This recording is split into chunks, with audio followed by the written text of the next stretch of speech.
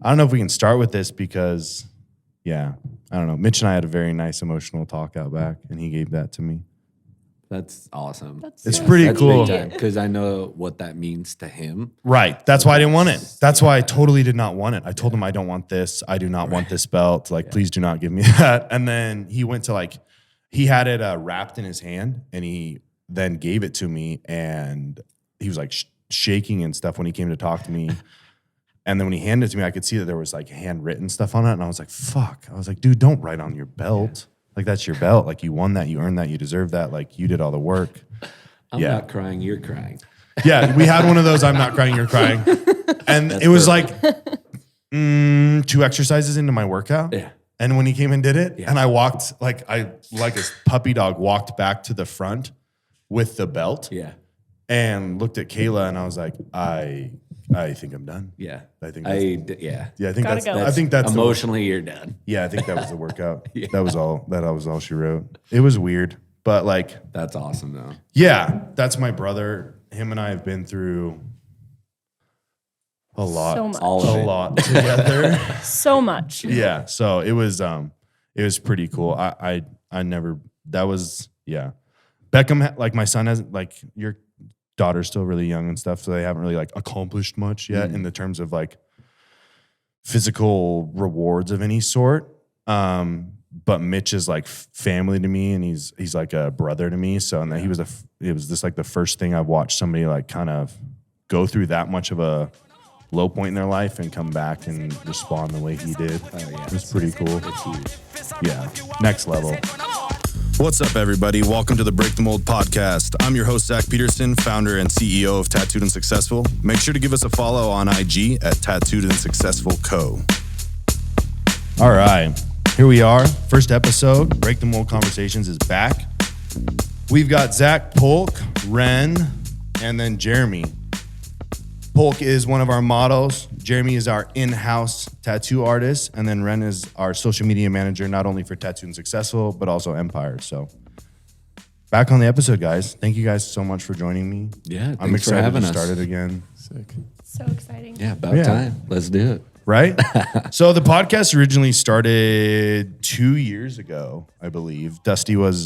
I went on Dusty's podcast, our producer, and really had a good time, and then went on a few others and reached out to him about potentially starting our own. And it seemed like a good time to do it, but there was so much growth and transition in this building and et cetera, and just a lot of change that I got a little overwhelmed and took a step back from it. He took a step back from it with school starting again, as he's an elementary school teacher. And then kind of recently, I just kind of got an urge to start kind of sharing the story of TNS, having conversations with people that are in the industry, have been a part of the brand, and just kind of people out there in the community, not just in Boise and the Treasure Valley, but other people that are doing things and experiencing things. And, you know, the whole point, I think one of the coolest things when you get to a point where you've created a brand or a product or anything of that sort, and a brand can be as simple as like a personal training brand or a tattoo brand or a personal media management company of some sort,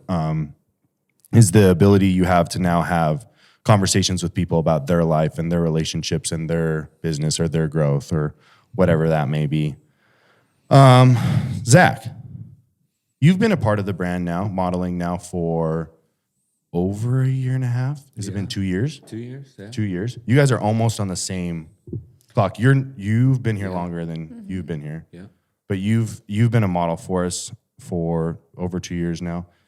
What kind of give a synopsis of, you know, what being a part of the brand has been for you in your life? A little bit about you as what personal training does for you. I know we recently did an episode, a short reel and video talking about kind of what success means to you and that was really, really cool. And I know a lot of our customers and fans and people of that nature really liked that video because it was so relatable for so many people. Yeah. So kind of talk about what the brand's been to you and then what you're currently doing that kind of is, like, I think you emulate the brand more so than most people. So kind of talk about those things. Right. Well, yeah, like I said, I've been, you know, with you guys, with the brand for like a little over 2 years now. And yeah, it's been awesome. What's crazy is like just the growth, not only like I feel like TNS has just grown so much in the community that I'm more so seeing like, oh yeah, that's,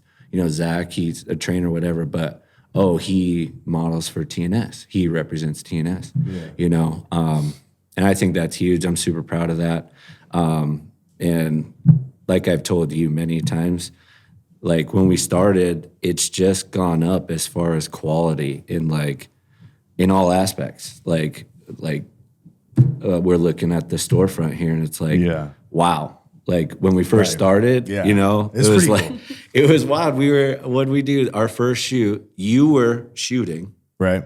And I was literally dropping my shorts, putting on the outfit in the parking lot in the back of your Escalade. And we did it live, man. Yeah. And like now we got a full, the big wall. The big in here. studio. Yeah, we got the infinity wall. Infinity wall, and like it's just gotten better. We got Devin, we got Chandler. It's just like grown into this thing, and it's just like so cool to see.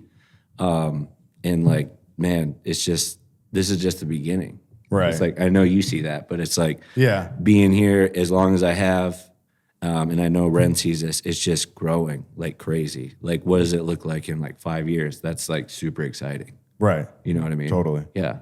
Yeah. It's been really cool. It's been really cool to watch what it's done for people and watch people emulate the brand, watching your training go from not only the place where you worked grew exponentially, like Mecca took a big leap and took on a big opportunity on at the new location, but you did too.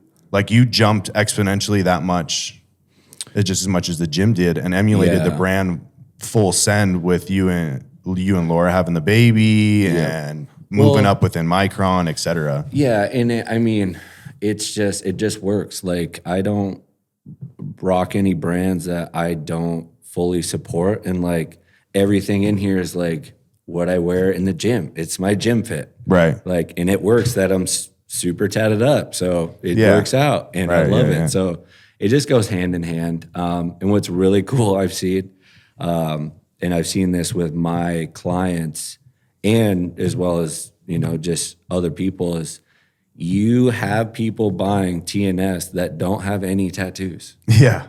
That is crazy to me. It's cool. Yeah, I love that like, part. Clients like that would never get tattoos are like, I got a couple like moms are like rocking the crops like TNS. Yeah. And they've asked me like, do we have to be tattooed to wear that? And I was like, no, it's just it's a state of mind. It's Yeah, all a lot, good. especially when we dropped like the icon launch, the minimalistic stuff, or Yeah. the stuff with the motivational words on it. Bet on yourself. Nobody cares. Make your own luck. Yeah. Those types of things. People like of all areas and aspects identify with those phrases and feel inspired by that or empowered or whatever that might be. And in addition to that, like you said, like they're that type of group that now feels a part of another group. Yeah. And that association with groups gives you a self-fulfillment and identity, something to pursue after, I guess. Yeah, no doubt. And it's crazy. Like people are like, so that's headquartered in Boise? I know. Nobody thinks we're from here. Yeah. Everything. We're in Idaho. It's The all weird good. part, so most people think we're from the West Coast, Yeah, and then we yeah. do more business anywhere on the East Coast. Really? Yeah. That's wild. Yeah. So Ren at one point, we'll jump to Ren. Ren at one point started as like a model, moved into social media and like assisting pretty much anywhere and everywhere, and packed orders and everything. So when you worked at TS and you got to pack orders, there's a few of us that have done it all. And the packing of orders really gives you like the most feedback on like where stuff's going, who's buying stuff. bet. It was like my wild. favorite part when I was Yeah, packing orders. I would love low-key You're like, miss where's doing that? it. every day. I'm like, what? I'm like, we're sending all the orders all the way over there. Like, Yeah, it's it's crazy. random as hell. Like Oh, yeah. random places. Well, even Australia. Yeah. Like, No way. Yeah. Canada, Yeah. like we've got It's people, wild. UK, They're like, because I had yeah. to ask you, I was like, do we send to Australia? You're like, hell yeah. So they order from Australia. Yep. It's wild. Yeah. Yep. Yeah. It's cool. It's cool. I miss the shipping labels and like tacking them on the boxes or packages or whatever and seeing where they're going. And there's some like customer interaction to that. And it's kind of been weird to move to a role where like we got big enough now to where like, you know, obviously when you came on, I was shooting the pictures and I'm definitely not. You had no space in your garage. Zero space in my garage, zero space in my bonus room, zero space in my guest room, zero space anywhere. Yeah. Yeah. That's what you gotta do. Gotta do it, man. I know a lot of people always talk about, they're like, man, like those, like you used to shoot those flat lays and stuff like that. And I was like, yeah, those are on my kitchen table or on my kitchen floor. You gotta make it work. Yeah. Yeah. I used to set up a ring light and lean it off my kitchen island on my kitchen floor. And then use like the wood floor as like my template. Oh, yeah. And then it was funny, like we moved into the office and we ended up buying like wood floor template things. I was like, this would be a lot easier to just go back to the house. But right. It's funny as you like, as it grows, you end up like almost going backwards to get the things that made it what it was when it was more organic from like the house. Oh yeah. And to make it look like that too. Yeah. Like it's not in a studio. Right. Like know. to make it look a little bit more organic. Yeah. So Serenity, what has it been like moving from, what has it been, you maybe have one of the more interesting aspects, and as we continue to grow, as I pray and hope that we continue to do, you have one of the most interesting perspectives coming on how you did. Wait, fucking time out. When the fuck did you get your knuckles done? Bro, yeah. Timeout. They're just peeling right Sorry. now, bro. Like, Fear none. 4 days. 4 days ago. Bro, Yeah, I want to you got get it punched right by on. one of those just because it's Dude, I'm I'm trying to knock someone out with these. His first comment, do I look cool now? Do I look cool now? Honestly, though, I was chilling with Ren the other day in the studio, and I saw hers, and I was like, "Yo, that looks hard." Yo. So I got to just follow booked a suit. knuckles Yeah, appointment? I had to send it. Full set. I looked at Ren and I saw him and I was like, those definitely weren't there. like, I those- swear to God, those weren't there. Like, Those I was- go Yeah. hard. like no homo. I've stared at your hands a lot. So it's like, I was like, what the fuck? Where'd those come Yes, from? sir. Love it. They look good. Thank you, sir. Uh-huh. Yeah, they All right. felt great. Yeah, it's a weird feeling. Oof, I very didn't- spicy. It's just Very different. spicy. Dude, the lower fingers are worse than the upper fingers. That's what I've heard. Don't tell me Yeah. that. Yeah, like the That's lower next. ones look weird, are way harder. And then they don't stay at all. That's maybe the worst part. Yeah, got to get a touch. I up. felt like they were mashed in and they didn't stay at all. Yeah, And I was no, like, that's oh, so tender. I would like not to redo that. Yeah. The worst. After you finish your sip, you have a very interesting perspective, having Yeah. come from model, packing orders, social media, expanding your social media role into, managing multiple places now, including the gym next door, and then kind of what that's been like, a process of that. And I know that's really encompassed your life in a lot of ways, and you've really, dove headfirst into this brand and made it a part of your life in a lot of aspects. So I do appreciate that. You know that. I think I'm a lifer. You are a lifer. I think I'm a You are a lifer. lifer. There's how many people now? Do we know how many people have the logo on them now? It's A like lot. 40 plus. Oh, At dude, I did least. so it's- many of it's those more at the than grand Yeah, I was opening. like, Yeah. yeah. So we have, like 50 plus people with the logos now, Oh, yeah. which doesn't seem like that many people, but it is a lot of fucking people Yeah. walking around Totally. with the logo tattooed on them. Yeah. For life. Like, that's For life. amazing. Yeah. But without further ado, Yeah. Serenity. It's been cool. Like, so it was like 2.5 years ago that I was approached and asked to be a model. And like at that point in my life, like I was just coming out of like really hard times in my life. Like I was like just a bar fly who literally just went to the bar every single day. Like I had no goals, no like, and so like when I started modeling before TNS, and then I got approached by TNS, and it was like I was already in that transformational period and You meeting were everyone. approached by she who must not be named. Yes. Yeah. Yeah. But you and I had been friends We on survived though. Yeah. You and I had been friends on social media for a long time. So I knew what the brand was. I'd heard of it. I'd ordered already from it before, all of that. So like when I got approached, I was like, this is freaking cool. Like I was so stoked. And then like meeting everyone and becoming a part of the culture just had that much more role in that transformational point in my life. Like I am 100% different than the person I was when I started this journey. Like, so I went from modeling, and then it was like, I don't know, let's see. It's like 8 months, 7-8 months after I started modeling that I started running the social media. And Yeah. and at that point we were in the small office, and I was running the social media, plus I was every time we got freight, I was the one that was bagging it. I was packing and shipping orders. I was doing whatever else Zach needed me to do at the time. And in like a small like hour frame per day. So like to see what we are now and how much has to be done on the daily now, and to think that I was doing all of those roles by myself at such a smaller level before is so freaking awesome. Like, I love that. Like it gives me chills probably at least 5 to 6 times a week, like looking at it and like walking around the building and seeing everything that is now. So, you know, it has been crazy. It's one of those things that it's still surreal to me, from, you know, packing it around in totes to having the warehouse. And the biggest reward, and I had a really good conversation with Austin, one of our trainers next door that most of you guys know, about what places and what brands and what destinations can do for people, from the aspect of like we talked about earlier, the identity it gives people, and the place of community that it gives people. And that's something that Tattooed and Successful has done very differently than most places.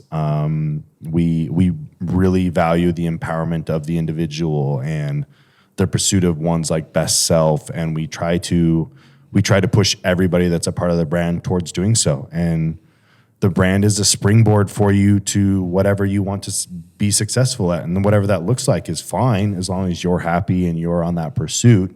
And I think a lot of brands are working on absolutes, right? Like they work on you have to be at the maximum, or they're working on the opposite, where you have to be at the minimum. That we have, like, you know, the asshole brands where they got all the middle finger emoji type logos and that type of, you know, fuck the world type shit. And that's fine, and that's a whole, you know, that's almost a whole industry in itself of brands that kind of rock on that vibe and everything. But we've done a different job involving this, you know, people always make fun of it and call it like the Fast and Furious family thing from Vin Diesel, but off that family premise and off that community premise to empower each other. yeah, that's like the main, like I posted that on my story today, that someone asked me on my little questionnaire, like, what's your favorite thing about working for TNS? And I'm like, it's the family, the culture, the people that I've been able to meet. I mean, and at this point now we're growing so much all over the country. Like I've made so many friends because of this brand, and they've connected with so many people. Like we have people the who TS have relationships connected with with each other and built these, like, I mean, probably lifelong friendships, honestly. Like, for sure. like, 100%. and that's so cool to think that like we were a part of that, and like we've built this community and this family, and it's awesome. Yeah. It's culture. A lot of brands, I'd say, lack that or just don't know how to achieve it. Right. But that's something that you've done a great job at building. Thank you, bro. Yeah. I appreciate that. Yeah. Yeah, I think that comes from not having the right cultures before. Oh yeah, Totally. Yeah. You know, I think it wasn't I didn't specifically learn it from somewhere. I think I learned more what I didn't like and what I had always wanted. And so I thought, if I created what I always wanted, who would I attract? And it's been pretty cool. I think the people it's attracted have been the right type of people that I like in my life. And the people that it has attracted falsely have worked themselves out. Pretty quickly too, before. Yeah, and people tend to work themselves out. We don't tend to have to do anything to force the wrong type of energy or vibe out. Yeah. Yeah. Yep. 100%. So I've spent a significant amount of time with you under duress, I would call it. But Jeremy is our head in-house or lead in-house tattoo artist for TS Studios. He comes from his own studio and had tattooed me for hours upon hours before we had a conversation about, really the conversation stemmed from Steve suggesting that he was like, dude, you need to do tattoos in-house. Like it would just make more sense. It was after the grand opening. Yeah. Like having tattoos being done in here just felt like really right. Totally. And we just made a makeshift tattoo shop in here with a black tarp and a couple massage tables. And it just like, it was really, really cool experience that weekend. you, me, Sal, Steve, Jen, Cass all hung out that whole weekend, and it was an absolute vibe. Like Yeah, that was it a was a blast. fun weekend. The grand opening was a whole vibe entirely. It was a good time. Whole vibe. Good time. So, I mean, I'll go to you. Tell us a little bit about, I really want to hear about like how you got into tattooing. Like what about the tattoo industry attracted you? Because you're obviously a significantly talented artist. And then what it's been like working on pieces on me, hearing about the brand and now being really inside the brand every single day you're working. Yeah. Thank you. Of course, bro. I think initially what first got me interested in tattooing was, so I have like an extensive art background, been practicing my whole life ever since I was a kid. And then C-Town's finest. C-Town's finest. Originally, I was planning on going to an art school. I thought I was going to be some type of industrial designer or an architect, something like that. My senior year, I had this like extensive art portfolio, took all these art classes and applied to all these schools. But unfortunately, at that time, financially, it just didn't make sense to pursue that. And this is crazy, but like my senior year was the first season of Ink Master. So that was on, and I used to like watch that religiously. I thought that was so cool. It's still With fun to Christian? With Christian? Was that the first that was the first season, wasn't it? Who's Christian? Christian Buckingham? Wasn't he on that first season? I don't know. He might have been. It was so long ago. So this was also in 2011, so quite a minute back. But I used to watch that and think I could like do the things that they're tattooing, like on paper, on canvas, something like that. So I was like, tattooing's probably not that hard. And so I asked my parents for a tattoo kit for graduation gift, and they hooked me up with it. So I'm like, all right, I'm going to tattoo my homies. Let's get it. I can do it. And then I quickly discovered that it's not as easy as it looks, or if someone makes it look easy, it's actually really freaking hard. So that was my intro to it. I used to just kick it with my homies and like tattoo them in our basement and like drink Bud Light and, just be some degenerate kids. Posty vibes. Yeah. So I did that for a while. Wasn't really growing, wasn't getting the hang of it. And then eventually I would hunt down a formal apprenticeship. So I had this like extensive art portfolio from high school that really like sealed the deal. Went to a bunch of tattoo shops, showed them that I was an artist, and some of them offered me an apprenticeship. And that's kind of where like the professional journey started. Mm-hmm. Did that for a few years, apprenticed. Wanted to learn more about art as I was going through that. So eventually I took a break from tattooing. And then I went back to school to study fine arts over at Boise State. Did that for a few years, kind of learned what I thought I needed to learn at the time, and then made my return to tattooing at that point. So, and then shortly thereafter, that's when I first started hearing about TNS, and then we started interacting on social media. Yeah. Yeah, I saw your work. I wish I could remember what the first thing I saw that you did. But what I came to you with to do was a lot different than what you were doing. Yeah. And it was funny because, I am a mostly realism tattoo guy. I love realism. I think it provides, and no disrespect to any other type of artistry, but I think it almost provides the most intricate type of talent. Oh, I agree. There's depth. There's I don't have any color, but when you add colors in, now there's ungodly amount of shading and coloring and depth that you have to provide, and just so many different. When I've watched like Steve or you do these pieces, and I've watched Steve do some like 20, 30 color, full color, 14-hour pieces, and the amount of things you have to do to try to bring that out, and different needles you use and different machines you use just to try to do that, and then you watch somebody bang out like a traditional piece, and no disrespect to traditional, but that's exactly what it is. For sure. It's traditional. And so I saw your work, and I saw how talented you work and how precise it was. And I was like, I think this guy can do this. Yeah. And the first thing I came to you with was like a full ass fucking portrait. Yeah. I was like, let's go. Dude, I was so pumped about it. And it turned out fucking amazing. And it's something that people from 100 yards away will come grab me and be like, whoa, what is that? Yeah. And for those of you that don't know, it's a Frank Sinatra mugshot from when he was super young, and he was arrested for basically hitting on a married woman back when that was illegal. And I have the mugshot with like the old school number plate thing. Yeah, I got the county thing on the Yeah, bottom. and the county thing and everything. And you fucking crushed it. Yeah, no, I was so stoked when you hit me up for that. I actually remember I was at a seminar for one of my favorite artists. His name's Quinn Hernandez, but he's a G. And I was Is that the dude out of Texas? Yes. I've So I seen was him. so I've seen his shit. He's in Texarkana. Yeah. I was in Dallas doing a seminar, and I think this was the first Well, that's message. where the fam's from. So Yeah, so I'm from San Antonio, shout out. But the first time we ever actually like had any communication, you Yeah. actually wished me luck because I was at a seminar. It was a 2-day seminar. Yeah. One day he's tattooing this like crazy, insane, like saber-tooth tiger. And then on day 2, we had to recreate that tattoo. And Yeah. I'm like feeling so nervous because I go out there and I'm like, what's up, guys? I'm Jeremy. I'm from Idaho. Yeah. Everyone's They're like, like, Iowa? Idaho? Yeah. They're like, you guys do tattoos out there? You know, everyone's from a bigger city. And I'm like, yeah, wait, stuff's happening, you know? yeah, we have structures. Yeah, yeah, buildings, it's power going on. too. But so I'm like so nervous because I'm with all of these like really talented, Yeah. like big individuals. And so I'm like, dang, wish me luck, guys. Got to recreate this tomorrow. And then you did. You slid into my DMs and you're like, bro, you got this. I was like, all right, let's go. Random help. Yeah, no, I needed it though, you know? So like, Yes.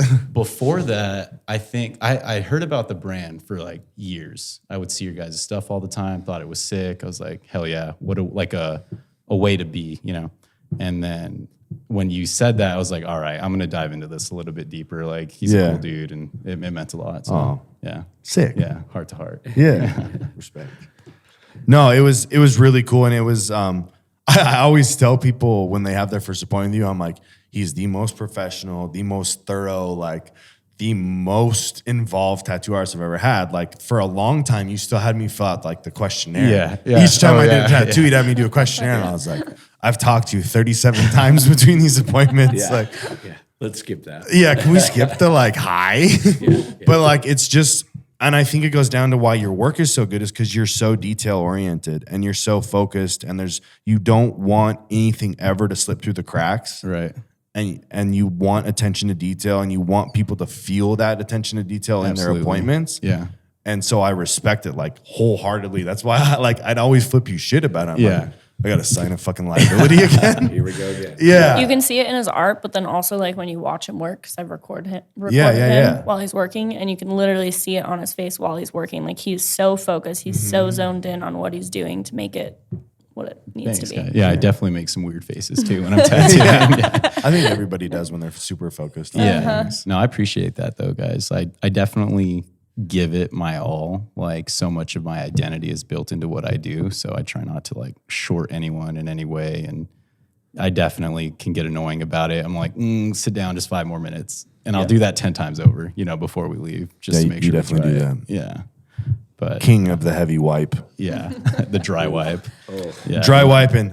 The worst. I actually need that one spot. Yeah. Oh, I can't wait for my I'm white like, piece yeah, the one now. fucking spot you were on already for like half an hour. I think you got the spot, bro. Yeah, that spot. Yeah, I know exactly which Yep. spot. Yeah. It's all So good. what's it been like kind of moving in here now, right? So you had your spot on Broadway Yep. and you know, it was a minimalistic spot, perfect for you and Sal, perfect for your type of intimate kind of one-on-one tattoo sessions. Yeah. It's not a shop, it's a one-on-one Yeah. shop. And moving Sal in there, you took on an apprentice. I'm sure that's been a journey for you. And then in under 6 months of having him, you moved in here. And that was a difficult decision for you Right. and for Sal because it wasn't just a decision for you. It was Yeah. you were really, truly bringing on the responsibility of him as well into this building. Yeah, no, it was ultimately like the best move for my career, but his too. So I was working at a That street makes me so shop. fucking happy. Yeah, no, I remember when I texted you, I was like, yeah, we're gonna do it, bro. I was like, fuck yes. Yeah, literally. Literally. Finally. Yeah, no, I definitely Guys, he wants to be friends. Zach asked me, and we were trying to figure it out for a while, and I definitely gave him the runaround. But like a big part of that was I worked in my private studio for 5 years. So like that was my Zen palace. I'd go there. I was in control of the whole flow, do all my work. So, and it was an awesome experience. I definitely like sharpened my skills there. Before that, I was working at a street shop and I was just like banging out, you know, like little tattoos here and there. Sometimes I get a big piece, but like as far as skillful goes, I wasn't really progressing until I moved into my private studio. So I kind of became a hermit, did that, really develop my craft, was researching how to be a better artist. And then ultimately that would attract Zach, which was cool. So stepping away from that was definitely a big decision. And in that time, I also took on an apprentice. His name's Salvador, one of my best friends. I'm sure you guys will meet him at some point in time, but he's a cool cat. So stepping away from that was Plug to the sleazy Sal. Yeah, sleazy Sal. It was hard to walk away from that, but Zach was so cool. I'd been tattooing him for some time. We vibed hard. He's a super cool guy. I really enjoyed the brand. And then when they made the location, I came in and did the grand opening, which was a really positive experience. Such a cool experience. Mm-hmm. That was wild. It was so much fun. Like, people were coming out just like, and it was cool to see how people enjoyed the brand so much to get, like we were just talking about it, getting the logo or like some of the little like mantras and stuff. Yeah, that was dope. Yeah. But the location is sick. So like personally for me, I'm always trying to put out the best work, be the best artist I can be. Right. And the location matches that. Like when you come in here, you're like, you walk through the storefront and you see the way everything is laid out and quality comes to mind. Like there's so many good things about community and why people like mess with the brand. But when you come in here, it feels like you're getting a luxury experience, a high-end experience. And so for me, that's what I want people to feel about my tattoos. So being here matches that. Right. So that was also a big thing. And then on top of that, we have everyone that works here. And so one of the biggest things with that is everyone is constantly trying to like better themselves, progress themselves. Yeah. Not only for the brand, but just It's a house full of hustlers, bro. Exactly, bro. So you can't come here and just feel lazy. You come here and you're like, fuck yeah, let's get it. So yeah. I've if you been don't, loving people it. are like, hey, are Yeah. you okay? Yeah, exactly. Yeah. Yeah, figure it out. Yeah. Do you need help with anything? Because Yeah. like I was flipping you shit the other day because you took off like a few weeks. And I was like, do you still tattoo or anything? You're like, no, I just hang out. I'm just here. Yeah, I'm just a personality at this point. Yeah. No, I think it's been awesome. I think, obviously having you in-house like fits hand in hand with the brand. I think the models have probably gotten to see that when they've been in here. Have you been in here have you shot when he's tattooing? Mm-hmm. Yeah, I mean, it's pretty cool to walk in. It's a vibe. It's pretty cool It's to a whole vibe. Yeah, you walk into like, we have the floors done by Dawn Resin out of Miami, and then we got the studio in the back with the infinity wall, and then you get Devin Chandler shooting video and photography right in front of somebody that's getting tattooed. Like, it couldn't be more on brand. It feels like a music video. Like Yeah. it's a whole vibe. Every time. It really does. It feels so surreal too, because like we talked about already, like what we've come from to what we are now. Like it's insane. It's really cool. It's really cool to watch. It's cool to. I even like when I even leave for an hour, to take my son to speech or to run an errand or something. I come back and like the vibe is flipped because you guys have appointments now, or because there's a couple people in the store, or because we're shooting, or because new merch arrived, or whatever it may be. Like, it's eye opening every single time I come back. I'm like, oh fuck, shit, this shit's popping off. Yeah, exactly. This shit's popping off. Like, this is pretty it's cool. It's always high energy. I've noticed. Yeah. Well, here and next door. Yeah, that's the whole always thing. high Like. energy. The whole thing is to always keep that type of energy, always keep that type of vibe. And when you see people not having that and not experiencing that, like, you have to seek it out and help them change that and poke them and help them change their experience and figure out how you can be an asset to their life. The more people you can be an asset to their life, the more that helps everybody. Absolutely. 100%. So summer's here. Finally. You're in prep. Yeah. I'm drinking. Yeah. front I'm of drinking you. too, just water. You went to Scottsdale with us in prep. in I prep. did. I I'm a apologize. trooper. Yeah, I had a lot of fun. I hope you did still. I had so much fun. It was awesome. It was so amazing. Yeah, like friggin' hanging out with you guys at your house. That was an awesome house. Yeah, Super dope. it was I was literally just watching the videos of you slow-mo trying to catch the football and going down the slide. Oh, yeah. I blame Airbnb. that on Cameron. terrible throw. throws. Those BK kids. Yeah, unreal. But no, yeah, it was fun, man. And yeah, we got away, got some sunshine, got to hit a couple new gyms. Like, that's awesome. Yeah, I I had think fun. one of the cool things. So there's only a couple people that have, like, the really long haulers. So Mac is pretty long. Ren, Jamie. you, Jamie, Yeah. were probably the longest there. And then Cass obviously has known about the brand since she's known me. Yeah. All you guys getting to see people that you guys hadn't interacted with. Mm-hmm. You had, but everybody else hadn't really had any interaction with on the outside world. And you guys getting to see them have a similar relationship that you had Yep. with the brand and see like, oh, these dudes fuck with it just like I do. Yeah. I get why. Like that I think that validated a lot of your guys' loyalty towards the brand and helped you guys even understand even more so why it's a part of everybody's life. Yeah.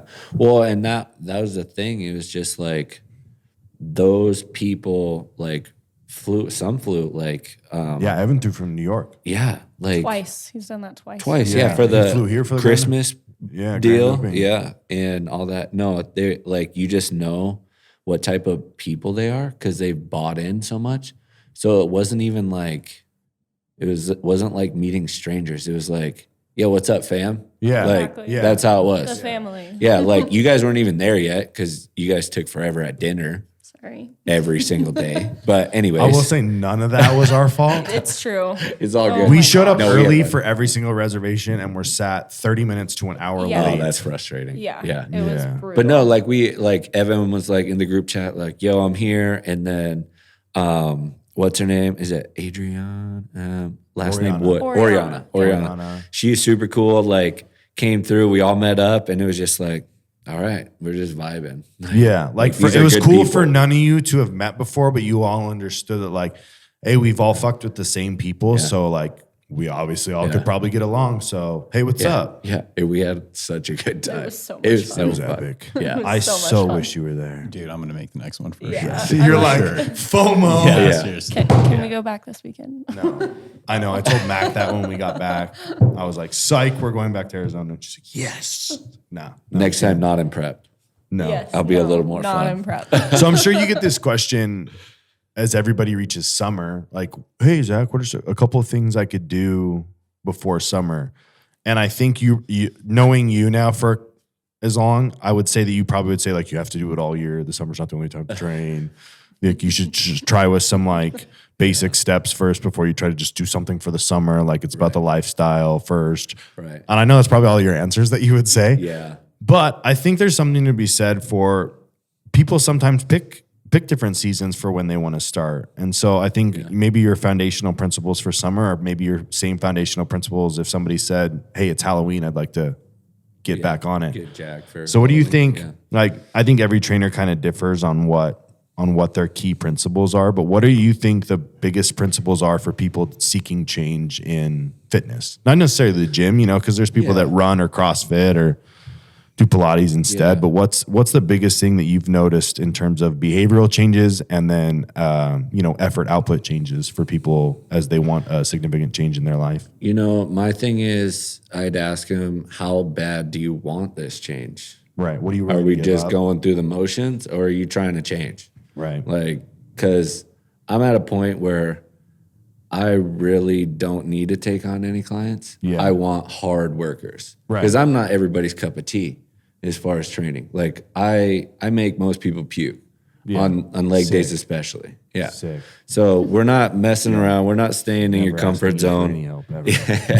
Yeah. But no, it's like, it's how bad do you want it? Like you just make a decision. Like, you can still have fun. Like, I went to Scottsdale. I'm on prep. My whole half my bag was meals. Yeah. It's just, I went to your house to put them in the fridge. Yeah. Like, you just accept that's what you're doing. So I would say, whatever time of year, whatever age or phase you're in your life, how bad do you want it? Like, and if you want it, like, I lay it out. I think that's something to be said for every goal. Everything. Not just Yeah, fitness, but like there's how no bad plan you want B. it. There's no fucking plan B. Like, you're all in or you're half-ass. And if you're half-ass, I don't fuck with it. So But that's how you are in your life. I know. Yeah. But it is like, I would say, From the as shirtless reels to your workouts. Yeah. It's all in all the fucking time. it's all in. We're all in. But no, I mean, it's just, it's an effort thing with me. You're going to get what you put in. That's name of the game. So I think do you think that comes from, because those of you that don't know, like Zach played college sports and then you played arena football after college. Yep, a little bit, yeah. So it's like, you understand what it takes to be successful at the athlete level. Do you think it comes from athletics, or do you think it comes from your parents? Like, where does you get what you put in I come think from? both. So both parents were active duty Air Force. They were strict parents. I'll give them that, but I'm so grateful for it. I was scared of my dad all growing up. My work ethic is from him, to be totally honest. Like, I could not impress my dad, no matter how fucking good I was. But now I know he was super impressed, but he would never tell me. He wanted you to keep going. Yeah. He's like, you're Don't not settle. done yet. Yeah, don't settle. Yep. So that's where that came from. And then just playing sports at a high level, going to nationals and regionals and getting the opportunity to get invited to the Super Region Combine. Like, those are all like just hard work, but it does stem from athletics. I'd say be a big part, just competitive nature. But then also my parents is just like, you can always do better. Like, don't be satisfied. Yeah. So, and I think I'm still trying to transfer that over into like, other aspects, because I got the fitness part dialed. Like, I don't need motivation from anywhere. I'll find it.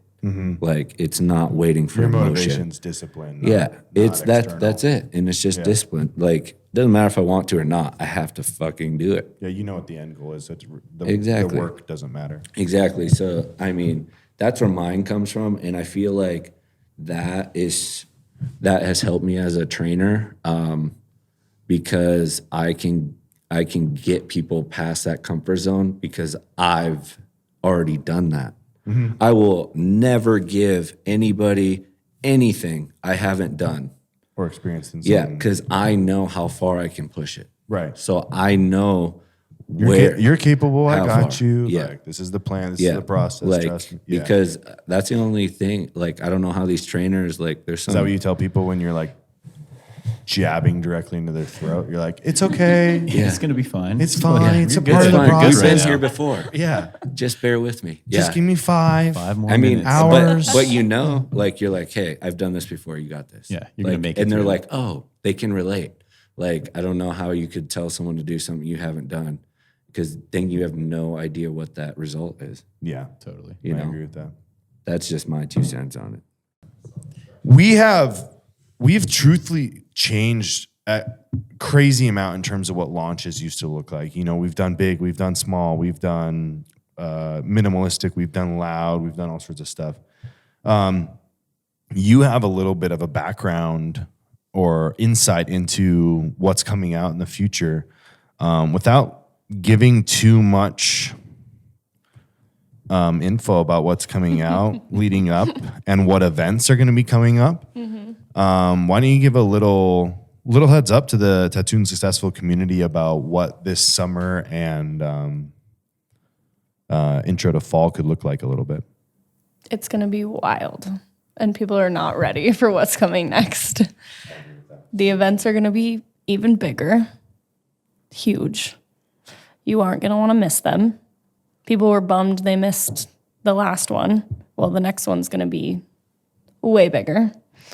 Launches, I mean, you get a sneak peek with the Icon launch of how big launches are going to be and how we're changing the game in terms of fabric and fits and all of the things. Like, we're just upping everything. Little preview. I have smaller shorts for you.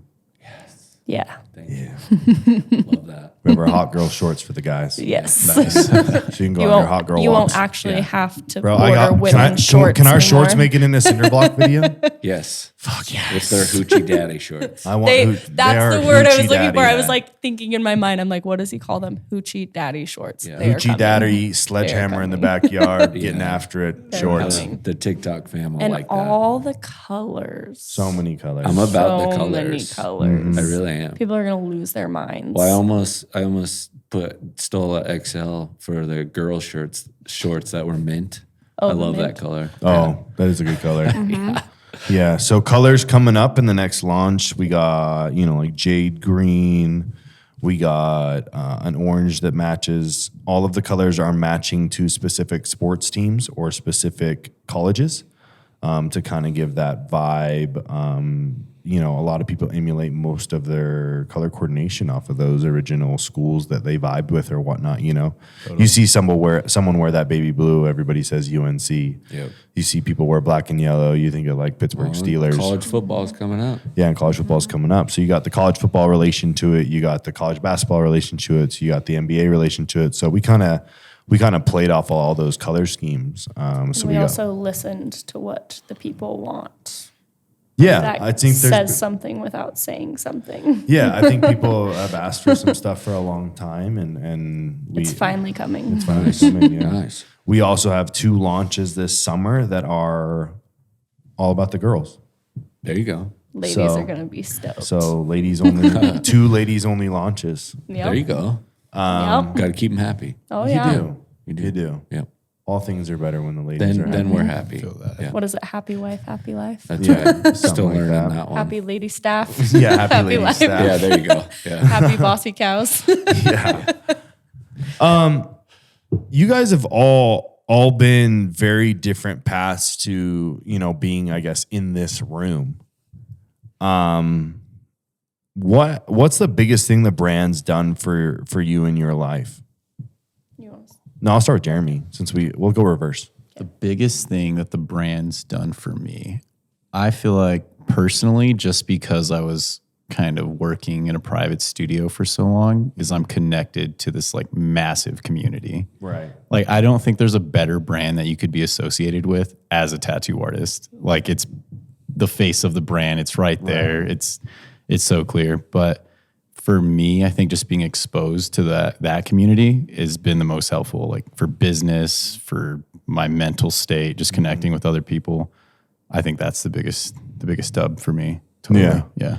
I love that, especially because the fact that like when I brought you in here, the goal was, and I hope you always felt this, I wanted this to be the best place it could be for you, so you felt you could do the best things for you and Sal. Totally. Yeah. No, I felt that. And whatever you thought that needed to look like, I wanted it to look like. Yeah. No, I feel that. I think that was like when I really reflected on like, do I go there? Is this the right move? You truly wanted what was best for us, and that was so clear. So I was like, I got to do it. There's no way, that's the answer. So Good, dude. That's so good to hear. yeah, I but love that. And it's been so great. I think it's so cool. I say it to Mac and Ren all the time. Like when I come in here and you guys are tattooing something, I'm like, this is so fucking sick. Like this actually I happened. get so sad when you guys aren't here. I like know, I'll go it check. is. I'm like, are the boys here? Oh, Yeah, they're yeah. not here no, today. it's for sure a vibe. No, Yeah. we both love being in here. We need to get a shirt that says like tattooing and successful. Yeah. You know what I mean? With like we should get like the LED sign of the hand. Yeah. So Adding those in, I think, was a big vibe change too. Yeah, slowly the space in the back is getting more cozy. I just saw we got the new chairs. Yep. Little table. Couch will be So here good. in a couple weeks. Yeah. Yep. Yeah. Everyone that comes in is like, bro, where are we right now? They're just staring at the floor, getting lost in it. Yeah, I know. It's And I cool. think that's something that I've done it. I know you've done it. I'm sure you probably do it now. I'm sure you probably do it when you come in here now. Like we forget about the floor. And like when that's people's first time, they're like, holy shit. Yeah. Yeah. It's sick. Yeah, I get every time I post a floor, I get a bunch of messages from people on my page like, "Hey, where did that come from?" Yeah, totally. Where Oh, is that? it's on Even if we Instagram? tag him all the time, Yeah. doesn't matter. People will still every time 3 new people. The amount of messages that I flood through like daily about the floors, Yeah, insane. yeah, it's cool. And he's a lifer with us. The guy that did the floor, Don, Don. Yeah. Shout Oh, out yeah. to that guy. Yeah, Yeah. super cool, Yeah. dude. And So rad. And he was a big thing when he came out here. He was like, you guys are just different. You guys are like really respectful, and you guys made me feel like very welcome. And I never felt like I had to get out or do something. Like you guys are really, really nice. And I was like, yeah, man. Like I'm really appreciative of you doing the work. It was just this awkward interchange, but like sometimes I think that we forget about like how we operate and how we're quite a bit different from the standpoint of like, no, we're really thankful for you doing this, and we think what you do is really cool too. And like, there's just a mutual level of respect that exists within this building that does not exist a lot of other places. And I think we take that for granted and forget about that sometimes. We had a long talk about that when we went to Arizona. Yeah, we had a long talk about that. And then that was the main focal point of the Monday meeting when we came back was fuck, guys, like we need to be really grateful for like, this is really cool that we get to go to Arizona and not like from a financial standpoint or anything like that, just from the standpoint of like the connections that we've all been able to make due to the brand. Right.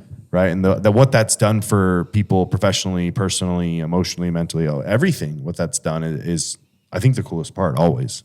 Yeah, I agree with that. Yeah, there's no illusion here. Like you see it as being this cool, inspiring thing, but then you show up, you meet Zach, you meet the crew here, and they're just that. You know, everyone's genuine, and that speaks volumes. So it's sick.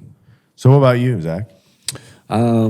The brand has really helped me like grow just in the community, social media wise. Like I couldn't be more appreciative of just like all the content we do, and like it's wild bringing Chandler on and Devin. It's like we have so much to like post and like just good content, and like it's dumb to say, but yeah, Instagram matters. Like it does. It does. It does. If you are selling something, and I know everybody in this room understands that. Some people don't understand that. If you are selling something that people want and you are not learning and changing your Instagram, you are losing. Yeah, Absolutely. 100%. Yeah. And I think 100%. you have a very open outlook on Instagram. Hey, if that's working, please tell me. I'll do it too. Yeah. Hey, if this is working, I'd love to learn about how to do that so I can do that too. Yeah, because by no means am I anything suave on social media, but the fact that, you know, we do all these cool shoots and we have all this content to post, like there's no excuse not to do that and grow. And like, you could probably see on a graph if I brought up my analytics, like where I started with TNS, and then boom, it just been. I've paid attention. That'd be a cool thing to see. That'd be a cool thing to see. Yeah, it's super cool, but like TS growth for people.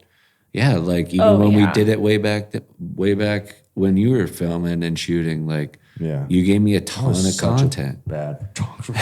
But Are you I kidding? tried so hard. Still to this day, some of my favorite photos ever taken of me are the ones that you I took. love our So, first one. Yeah, the first one in the garage. like- That was dope. Yeah. I don't discredit yourself that because for gonna- not being I'm gonna being a repost that. photographer. I'm a YouTube photographer. I'm going to do a throwback post on that one. Self-taught. Same. We should all do one. We should all do it. Yeah. Shot by Zach.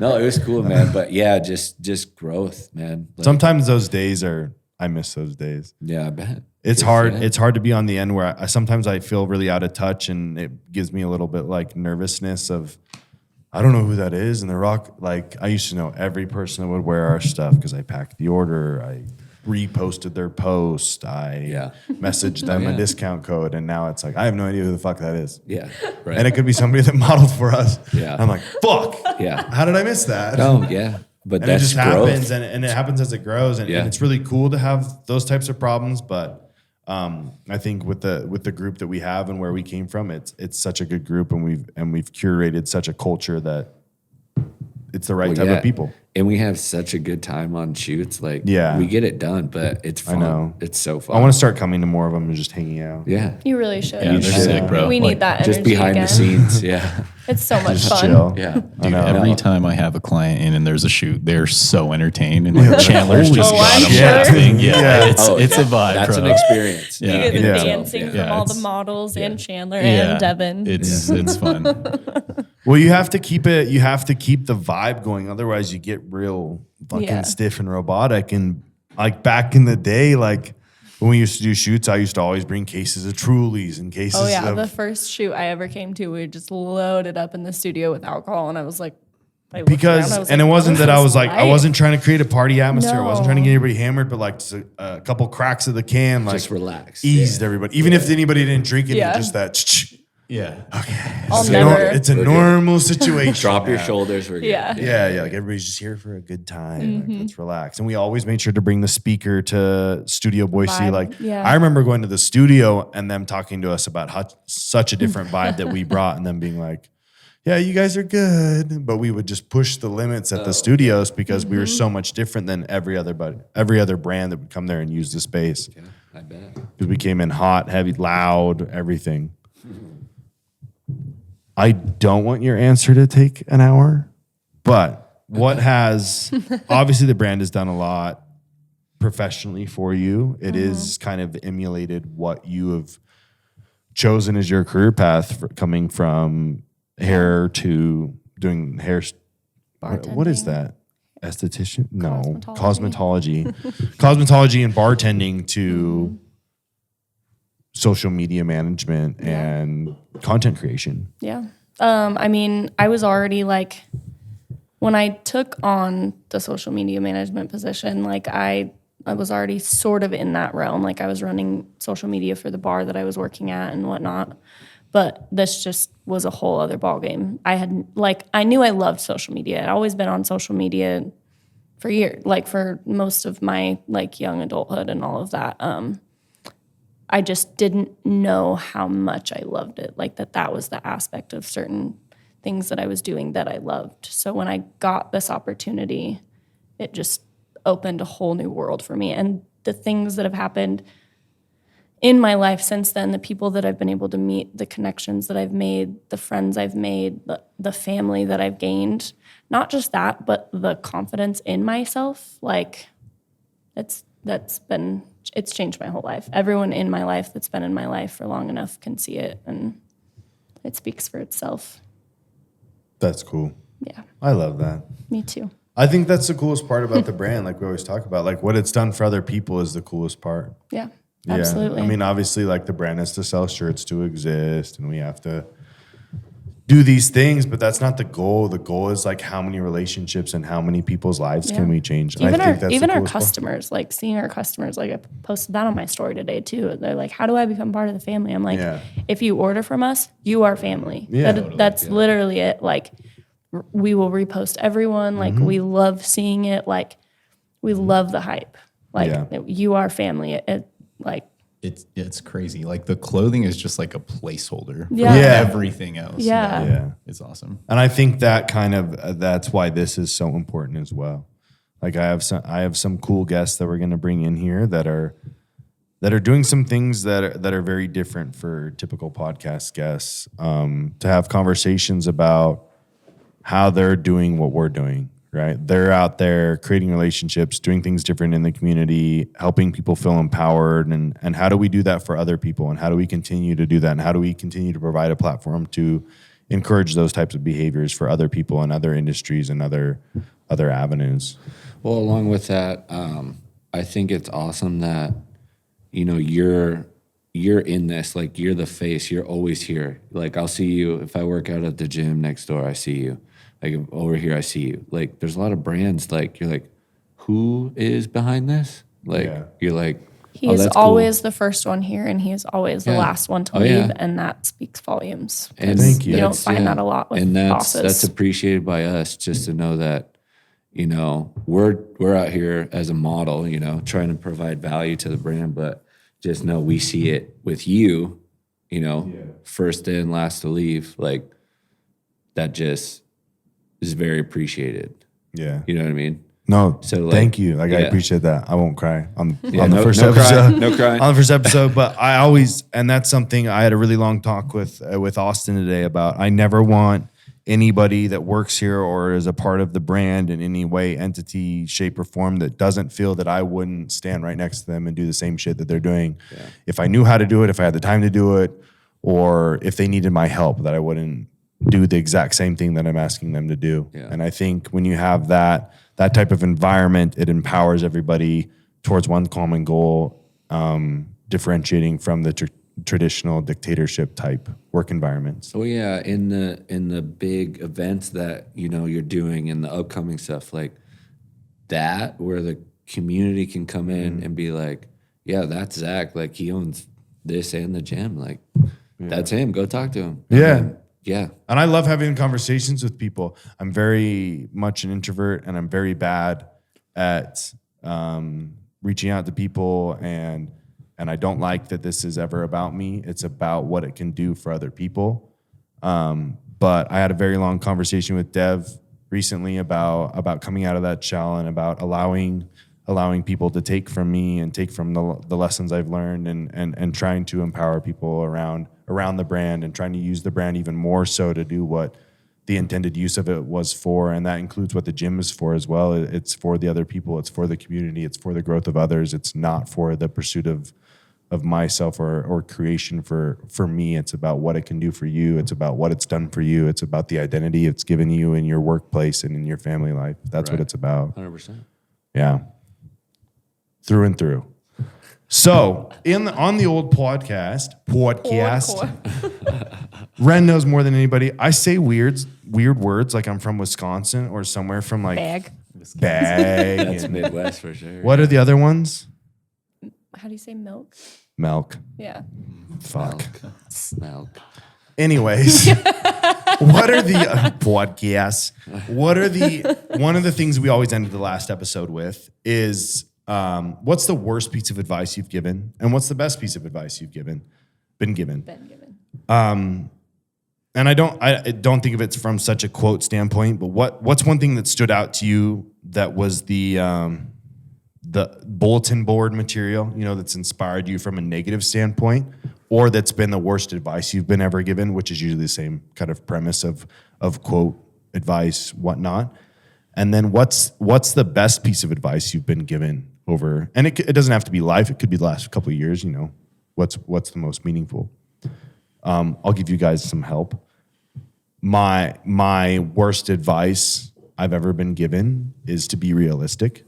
There's a couple other people that have said that same quote I've seen on Instagram and TikTok and whatnot, but I was told that by people that are very important still in my life, but was to be realistic about my life and to be realistic about what I could achieve. And I've always said, fuck that. So be realistic, I think, is the worst piece of advice. And then the best piece of advice I think I've ever been given is, what if it could turn out better than what you thought it could be? Yeah. And then I don't know if some of you know this, some of you don't know this, but the quote I live by, and most quotes I live by, are from Theodore Roosevelt. So the quote I live by is "the man in the arena," and that goes back to what you guys both say about me being here and me being present and stuff like that. And that's that quote to a T. If those of you that don't know it, but No, I like that. Does anybody want to go first? Yeah, I'll go. Maybe it's not the worst piece of advice, but something that I can't stand is the phrase "must be nice." Oh, I fucking hate that one. Must be nice. I hate that one so much. Yeah, because most of the time when people say it, it's, someone worked that hard for something, and it's not must be nice. They bust their ass for that. Right. So I absolutely despise that saying. But best piece of advice, and something like I try to think about every single day, is to lead by example. Mm-hmm. And some of the, I work a corporate job. You fucking do it, dude. Yeah, but and it's just a reminder. It's like, set the tone. Like, I don't know. I have a great manager at my corporate job. He'll drop everything to come help us if shit goes south. And it's like, man, like no other managers do that. And I have the most respect for him. And it's just like, lead the way. Don't you can, give orders, this and that. But like, if you lead, you set the tone. Yeah. And I always, that could be in any walk of life, any aspect. And it's just like, if you do that, like everything's going to work out. Just work your ass off, lead by example. I like that. Yeah. Do you have one for the worst? Worst? It's that simple. It's that simple. Yeah. Nothing is simple. No, nothing. If it's simple, it's because, someone probably mastered that or goes and back you don't to have that same. Yeah. And it's not, and everyone's different. So it's that simple. I don't really like you get there one way or another. Do you think that's because you love the details within a project? I think I do. Because you have a very attention to detail as a personality. Yeah, I really do. And I think that's part of it. But just the, things between individuals is so different. It's like you can't just say any one thing is that simple. Right. So simple. Just do it. Exactly. Yeah. Just consideration of, hey, this might be super hard for someone, but we'll get there. It's just not that simple. Right. I I like that. Yeah. For those of you that don't know, the quote I said I live by, "the man in the arena," I actually posted it today to my story. But the quote goes, "It is not the critic who counts, not the man who points out how the strong man stumbles, or where the doer of deeds could have done them better. The credit belongs to the man who is actually in the arena, whose face is marred by dust, sweat, and blood, who strives valiantly, who errs, who comes short again and again, who spends himself in a worthy cause, who at best knows in the end the triumph of high achievement, and who at the worst, if he fails, at least he fails while daring greatly, so that his place shall never be with those cold, timid souls who neither knew victory nor defeat." Boom. Right? And that's the whole, you put your fucking head out there, you put your neck on the line, and you sacrifice everything you have for the cause of which you choose to stand by. And the people that typically make the biggest judgment of those are those who neither knew nor victory nor defeat because they failed to ever jump themselves. Right? And 100%. So a lot of times those of us, and I think all four of us that are at this table, have all taken valiant jumps towards the things that we thought were important to us and have probably been judged by those extensively by them not doing, frankly, anything with their own opportunities. Right. And so that is the quote that I have on my thigh that I pretty much live by, is that to always be the man in the arena, putting themselves forward, being at the front of the line, etc. So that's what I was referring to with that quote. And most quotes I get are from Teddy Roosevelt because man was a G. He was a straight G. But I know you love quotes and mantras and philosophical things. I do. I really do. I know it's your shit. Yeah. So what is the worst piece of advice you've been given? And then what's the best piece of advice? So the first thing that comes to mind is it's kind of situational. And I think this is just a big part of me being an overthinker, trying to do things like earlier. We were trying to figure out the rotation of the podcast. And so I was last to speak so that I could see how it was done. Right. But for me, and this is just like personal, but just figure it out. I'm like, no shit. I want to figure it out. Like I want to be good at this. Got any idea on the steps along the way? Yeah, figure it out. Just get there. Just be better. And I'm like, tight. Okay, that gives me no context, nothing to grab onto. Yeah. So I think something that's been like really helpful for me is find a way to make a way.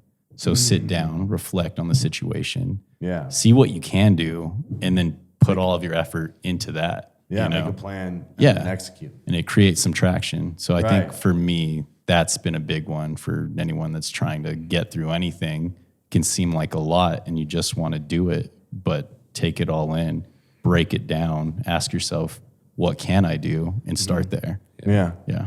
Where do you feel like you use that the most in your life? What's the most recent time you've applied that? That's a better question. What's the most recent time you've applied that? Ooh, like big or small scale? Because it's all over the place. Yeah, I guess maybe more on the bigger scale. On the more bigger on the scale, philosophical on Jeremy the philosophical scale. So one of the biggest things in my life, just a little backstory. I had a very humble upbringing. Came from a family that didn't have a lot of money. Such a pleasure meeting your mom. Yeah, she's so sweet, dude. She's the she nicest. Loved it. Yeah, I shout out, Mom. I love you so much. But didn't have a lot growing up. That was kind of the trend into like my young adult life. And I always wanted to better our situation. Like, you know that you don't want to continue down that path, but you don't know what you need to do to get to a better lifestyle. That being said, sorry to interrupt you. It was cool seeing you buy your family clothes then the other day. Dude, it meant a lot. They were so stoked to be here. Like, it was always cool. Interested to see what I'm up the to. man splurged for the whole fam the other day. They're dripping in the TS stuff right now. Yeah, it was cool to see too. I love that. But yeah, man, we just had some hard times, and we did the best we could. But unfortunately, like, our financial situation wasn't great, and I always wanted to do something about that. And thankfully, like, tattooing has kind of led me to that. But I just asked myself, like, what can I do to better this situation? Yeah. I need to dive into my craft. I need to, like, give it my all. I need to, like, be smart about where I invest my time and my energy. And, that it's been years in the making, but, like, finally, like, at long last, I've been able to do things in my family's lives that are bettering everyone's situation. So now we're, like, self-sustaining, and it's been one of the biggest achievements in my life. And that's been, like, pretty recent to say that we're comfortable and everyone's on their own path. And for me, find a way to make a way and That's make it fucking happen. cool, dude. Yeah. That's really cool. For you, to have the, like you said, humble beginnings, to have the humility to know that, you know, I have a specific skill, talent, avenue that I could provide a different life for the people that provided the life for me is fucking awesome. Yeah. Like that's what everybody incredible. hopes to do one day, is to, again, like we go back to the point of the brand, it's to change the life of others. You've changed the life of others with your art, and then you change the life of your family due to your skill set. Yeah. That's fucking sick. I feel blessed. Like, I don't know if I ever would have gotten to this point in my life or career if it wasn't for those people and for those situations. So appreciate the hard things, but definitely do your best and keep moving forward. Right. That's so sick. I love that story, dude. I'm not crying. Yeah. Our resident crier in the house is Serenity Matthews. Hashtag cry, baby. Crybaby titty mouse. Yep, that's me. Okay. So I know you came from humble beginnings. You talk about it sometimes on your story. You've talked about it privately to me a lot. You probably were given not a whole lot of advice, and of that sort, a lot probably that stuck with you in a negative mindset of where you were from, what you could be capable of, and what your future looked like. And over the last 3 years, you've done everything to fuck off everybody that said that those things weren't applicable to a life for the Ren. So your life has exponentially changed over the last 24 to 36 months off of your own efforts and your own skill set. So what's been the thing most that stuck with you over maybe, let's say, the last 5 years, in terms of what's been the motivating thing that you got told? And then what's been the positive motivating thing that you've been told over the last 5 years? Well, like you said, I didn't have a great upbringing. So, I mean, there's a couple things that like resonate with me. A lot of my family, because of the way that I was brought up, basically most of my family other than my stepdad told me that I'd never amount to anything because of how I grew up and where I came from and what I went through. And so now they all see me and they're like, oh, like she did that. Yeah. And so I have to humble myself sometimes. It's a learning process of like not being... Just because you made it doesn't mean you need to shit on those that said you couldn't. Exactly. Right. And you making it is enough to show them that it's possible. Exactly. But on the like worst piece of advice, going off of what I have made of myself, is right before I moved to Boise. It was literally like, I think I was like, my bags were packed. Like I was headed here. An ex-in-law, and she was my best friend at the time. I was doing like MLM work, so like multi-level marketing. And that's when like I started growing my social media presence. I was also a manager with Buckle, and I was trying to juggle both of them and figure out what fit for me. And she told me for my relationship that I needed to give up social media because I would never make a career out of social media. Right. So here we are. Fast forward 5 years. Hashtag the paychecks. Yeah. Hashtag my entire, and what I've been able to do, like, you know, from not just from like TNS and Empire, but my own, you know, my own brand from that, and, you know, the influencer style and the other brands and the other things that I've been able to do, the people I've been able to meet, the experiences I've been able to go through social media, the friendships, like everything that I've been able to create through social media. And now literally 100% of my income, my life is social media. Yeah. So it's awesome. And I'm really glad that I never gave up on that. Yep. So what's one quote, or, and it can't be the one that's on your wall. What's one quote Ren on my has? wall, on my Instagram, on my Twitter, on my Which is? TikTok, live your life out loud. Right. That's a Renism. It's not It is. necessarily a piece of advice at this point. What's one thing, though, that you kind of try to emulate in terms of from your daily kind of work ethic? Just like what you put out into the world matters, going off to live your life out loud. If you're going to live it out loud, make it matter. Like your voice matters. What you do, what you say, everything, it all matters. You make a difference. Even when you think you don't make a difference, you make a difference. Yeah. So I like that a lot because I think something you've learned over the last 3 to 6 months has been how your voice can make a difference in a positive and a negative way, and what that looks like. Highlighting negativity doesn't necessarily always equal change when you have the opportunity to spread positivity and spread awareness and change and success and empowerment and all those other type of avenues. absolutely. Yeah, I love it. Thank you guys so much for being on the podcast. Yeah. Thanks for having us. I appreciate Thank it. you. Yeah. I There's tried not a not to cry. better three I would have wanted to start with. Hell yeah. You've been such a help to the brand from the modeling perspective, as a friend, as somebody that I look to for inspiration and for work ethic and for everything the brand emulates. Thank you so much. You have the best energy. You do. Literally You every do. time I see you, You I'm do. like, oh, I love him. So Yeah. thank you for Yes, bringing that energy absolutely. to Yeah, us. Thank and you. sharing And then it with us. thank you so much for all the time I spent with you, not only as an artist, but as a friend, coworker, everything. I can't thank you enough for everything you've done for the brand and me personally.